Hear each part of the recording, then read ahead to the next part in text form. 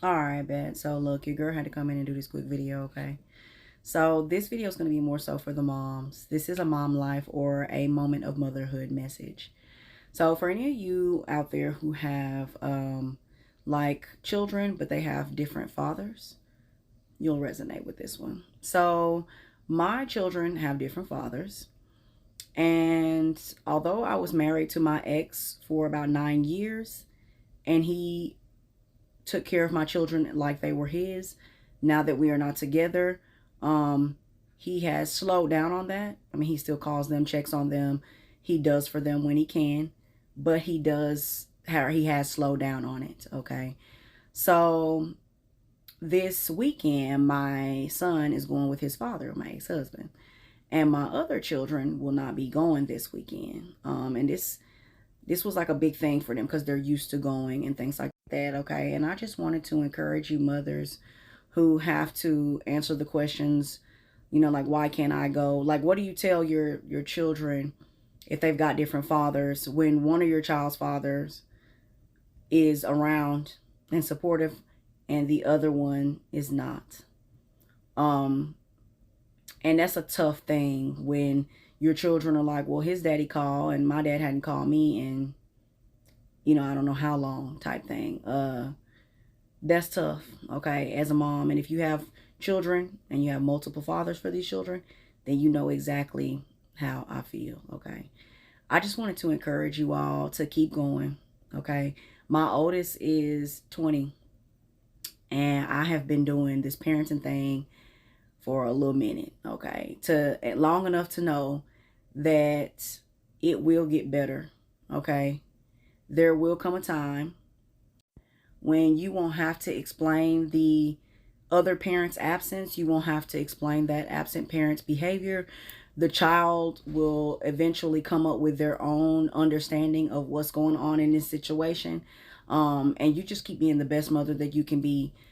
You can't force people to take care of their responsibilities or to care. And these absent parents, whether it be male or female, mom or dad, the absent parent doesn't have to deal with the constant questions and the sadness that comes from the children. They don't have to deal with the questions. They don't have to deal with that, like, you know, well, where is he, or why hasn't he called, or, you know, it's my birthday, I haven't talked to him, or it's Christmas, I haven't talked to him, or even just I'm feeling kind of sad today, I'd like to talk to him and I can't.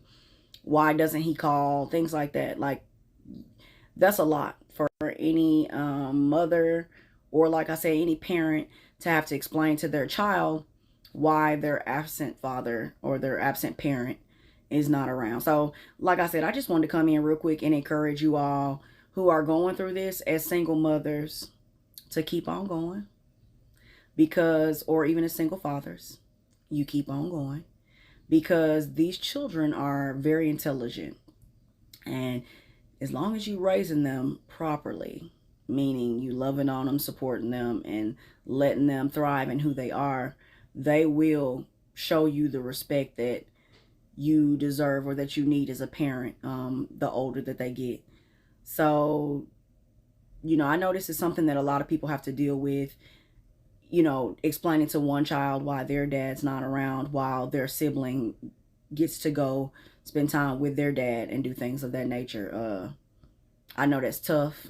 I know that if you find yourself in this predicament, it's not like you wanted to be in this situation. Like me, for instance, I was in a 6-year relationship with my child's father, and we were engaged, and he cheated, and we didn't get back together, and that's how that went. So it's not like I just said, oh, I want to be a single parent out here in these streets, you know, when I was younger. And then my ex-husband and I, we, you know, we got married based on the fact that I believed that because we love each other and we knew that we needed each other in that moment. But when you're a mom out here and you get pregnant and you have children and there's not a father around, you get so many judgmental stares, comments. People like belittle you as a person when you find yourself in these situations. And so you think that the best thing for you to do would be to get married, okay? even if that means, you know, marrying someone that you feel like maybe, me and this person maybe we're not supposed to be together like that, but he's a good person. He's helping me to take care of my family, and you know, so why not type thing, you know, at least people won't say that I'm not married, or you know, I'll have these children and it won't look like y'all know, if you're a mom and you're a single mom and you know what I'm talking about, if you know, you know.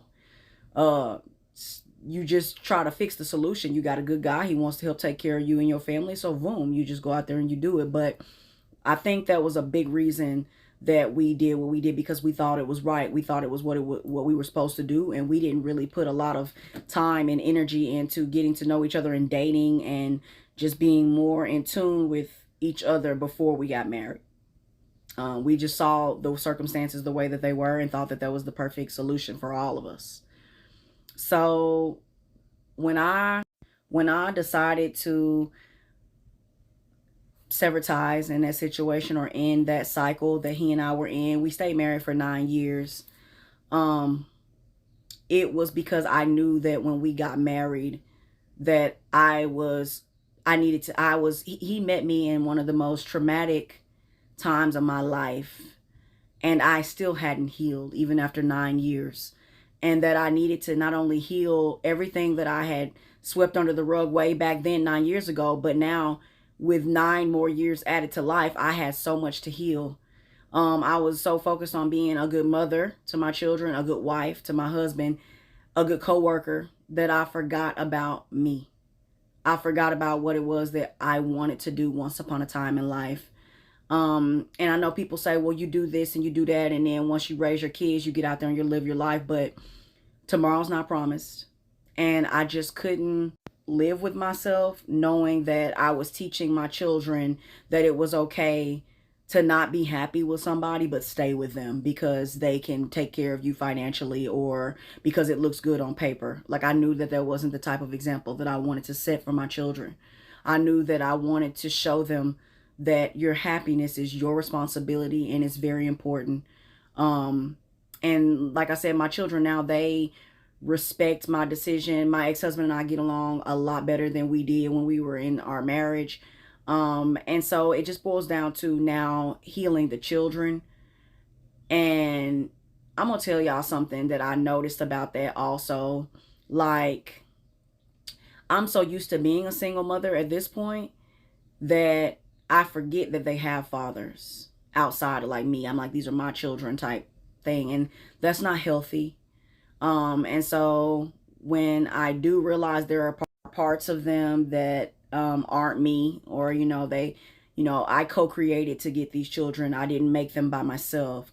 And when I'm reminded of that, then it's like, whoa, there's a whole nother side to my children that's beautiful, that helps to make them, that I don't know all the time. Or it's like I forget that that's a thing. Like, I forget that you've got a father. And like I said, no, that's not healthy. But if you know, you know. So that's something that as a mom, you know, you may be like, oh man, you know, I even wrote my children letters and was like, hey, you know, they haven't gotten them yet, but they'll get them in time. And I just apologize to them for not being more responsible. Even though, like I said, I was in long-term relationships with their fathers, but for not being more responsible within myself and my energy when I decided to create them.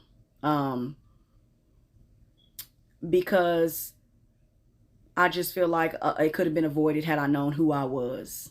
Had I known who I was, or had I done my healing. Like, if I had done my healing and knew who I was as a woman, then I wouldn't have gotten in these situations to be a single mother, or to be unhappy in a relationship that ultimately resulted in me being a single mother. But my children and I have a good relationship. We have a great relationship. And I get so many compliments about them, about my parenting, about them, our relationship.